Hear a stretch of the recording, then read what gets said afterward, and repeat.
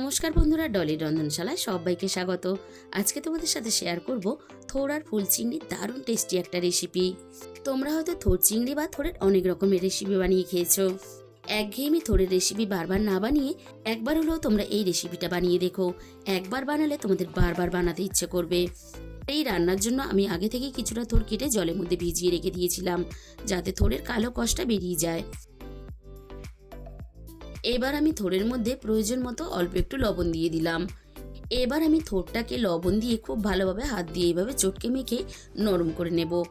আর বন্ধুরা, আমার প্রচণ্ড ঠান্ডা লেগে গলাটা একটু বসে গিয়েছে, তাই আমার কথাগুলো হয়তো তোমাদের শুনতে খুবই খারাপ লাগছে। নিজের বোন বা বন্ধু মনে করে একটু মানিয়ে নিও। থোড়টাকে আমি লবণ দিয়ে খুব ভালোভাবে মেখে নিয়ে এবার একটা সাইডে সরিয়ে রেখে দেব। এই রান্নার জন্য এবার আমি একটা মশলা বানিয়ে নেব।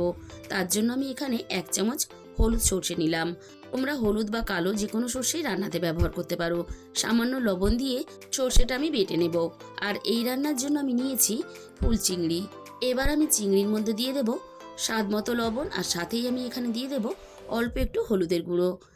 আর বন্ধুরা, তোমরা এই রান্নাটা কোনো রকম ঝামেলা ছাড়া খুব সহজেই কিন্তু বানিয়ে নিতে পারবে। আর এই রান্নাটা দিয়ে গরম গরম ভাতের সাথে যেমন খেতে ভালো লাগে, তেমনই কিন্তু গরম গরম রুটি দিয়ে খেতেও দুর্দান্ত লাগে। আর এই রান্নাটা এতটাই টেস্টি হয় যে কোনো রকম কিন্তু ডালেরও প্রয়োজন হয় না। তাহলে চলো রান্নাটা আমি কিভাবে করেছি এবার দেখে নেওয়া যাক। প্রথমে আমি কড়াইয়ের মধ্যে প্রয়োজন মতো সর্ষের তেল দিয়ে দিলাম।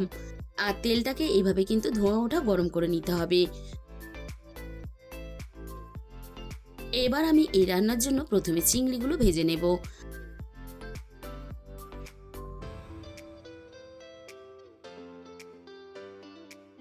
এবার আমি গ্যাসের ফ্লেমটা মিডিয়ামের থেকে একটু হাইতে রেখে চিংড়িগুলো নাড়াচাড়া করে ভেজে নেব। আর এই চিংড়ি ভাজার সময় গ্যাসের ফ্লেম যদি লোতে থাকে, তাহলে চিংড়ি থেকে অনেকটা জল ছেড়ে দেবে, আর তার জন্য চিংড়িগুলো অনেকটা বেশি ঘাঁটা ঘাঁটা হয়ে যেতে পারে। চিংড়িগুলো আমি মিনিট 5 মতো নাড়াচাড়া করে বেশ ভালোভাবে ভেজে নিয়েছি। আর দেখো, চিংড়িগুলো সুন্দরভাবে ঝুরঝুরে হয়ে ভাজা হয়ে গেছে। আর খুব বেশি কিন্তু চিংড়ি ঘেঁটেও যায়নি। চিংড়িগুলো ঠিক এরকম করে ভেজে নিতে হবে। এবার আমি চিংড়ির মধ্যে অল্প একটু লঙ্কার গুঁড়ো দিয়ে দিলাম। যেহেতু এই রান্নাতে আমি কিন্তু আর কোনো রকম লঙ্কার গুঁড়ো ব্যবহার করব না, তাই অল্প একটু লঙ্কার গুঁড়ো দিয়ে চিংড়িগুলো একটু নাড়াচাড়া করে এভাবে ভেজে নিলে তাহলে চিংড়িগুলো রান্নার পরে খেতে খুবই ভালো লাগবে।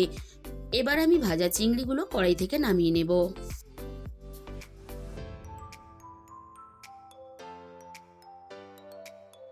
আমি আবারও এই রান্নার জন্য কড়াইয়ের মধ্যে প্রয়োজন মতো সর্ষের তেল দিয়ে দেব। তেলটা আমি আবারও খুব ভালোভাবে গরম করে নিয়ে ফোড়নে আমি দিয়ে দিলাম অল্প একটু কালো জিরে, আর সাথেই আমি এখানে দিয়ে দেব দুটো শুকনো লঙ্কা কুচি। আর এই রান্নাতে অবশ্যই ফোড়ন হিসাবে কালো জিরেটা ব্যবহার করবে, তাহলে রান্নার স্বাদ আর গন্ধ দুটোই খুব ভালো আসবে। ফোড়নটাকে আমি কয়েক সেকেন্ড নাড়াচাড়া করে খুব ভালোভাবে ভেজে নিলাম। এই রান্নার জন্য আমি আগে থেকে একটা মাঝারি সাইজের পেঁয়াজ কেটে রেখেছিলাম। এবার আমি পেঁয়াজটাকে ভাজার জন্য তেলের মধ্যে দিয়ে দিলাম। এবার আমি ফোড়নের সাথে পেঁয়াজটাকে নাড়াচাড়া করে একটু লালচে করে আর একটু নরম করে ভেজে নেব। এই রান্নার জন্য পেঁয়াজ কিন্তু খুব বেশি মুচমুচে করে বা লালচে করে ভাজা যাবে না, তাহলে পেঁয়াজের মিষ্টি সুন্দর স্বাদটা নষ্ট হয়ে যাবে। পেঁয়াজটাকে আমি মিনিট 3-4 মতো ভেজে নিয়েছি। এবার আমি পেঁয়াজের সাথে থোড়টাকে দিয়ে দিলাম। থোড়টা মেখে রাখার জন্য যে জলটা বেরিয়েছিল থোড়ে থেকে, সেই জলটা সমেতই কিন্তু আমি এখানে দিয়ে দিলাম। থোড়ের জল ফেলার দরকার নেই। থোড়ের এই জলটা দিয়েই কিন্তু আমরা থোড়টাকে খুব ভালোভাবে সিদ্ধ করে নেব। আর এই সময় কিন্তু গ্যাসের ফ্লেমটা একেবারেই লোতে রাখতে হবে। এবার আমি থোড়ের মধ্যে অল্প একটু হলুদের গুঁড়ো দিয়ে দিলাম।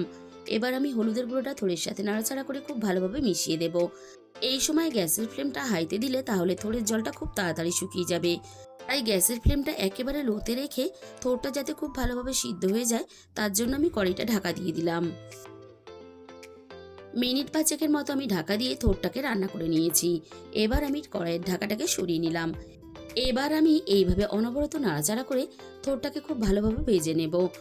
আর এই থোড়টাকে ভাজার সময় এইভাবে অনবরত কিন্তু নাড়াচাড়া করতে হবে, তা না হলে থোড়টা অনেকটাই কড়াইয়ের মধ্যে বসে যাবে, আর তার জন্য কিন্তু থোড়ের মধ্যে একটা শক্ত ভাব চলে আসবে। আর থোড়ের মধ্যে আমি যেহেতু আগেই লবণ দিয়েছিলাম, তাই কিন্তু আমি থোড়ের মধ্যে আর লবণ দিলাম না। মিনিট 5 মতো আমি থোড়টাকে ভালোভাবে ভেজে নিয়েছি।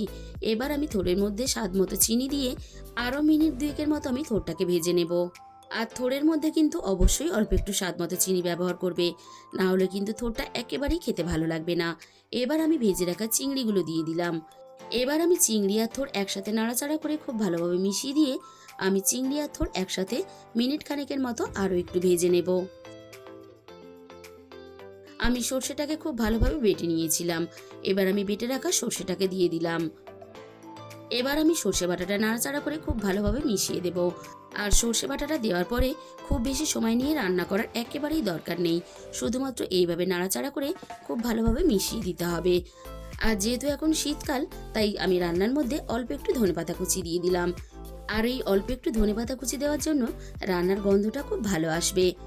আর বন্ধুরা, তোমরা কিন্তু দেখতেই পাইলে গরম গরম ভাতের সাথে দুপুরে খাওয়ার জন্য দারুণ টেস্টি থোড়া চিংড়ি দিয়ে একটা রেসিপি কিন্তু আমাদের রেডি হয়ে গেল।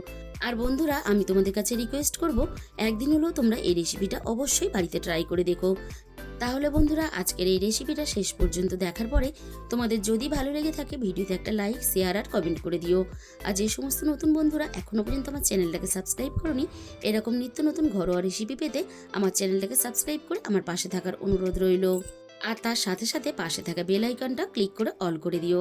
তাহলে আমি যখনই কোনো নতুন রেসিপি আপলোড করব সবার আগে তোমার কাছে পৌঁছে যাবে। তোমাদের মূল্যবান সময় দিয়ে আমার এই রেসিপিটা দেখার জন্য তোমাদের সবাইকে অসংখ্য ধন্যবাদ।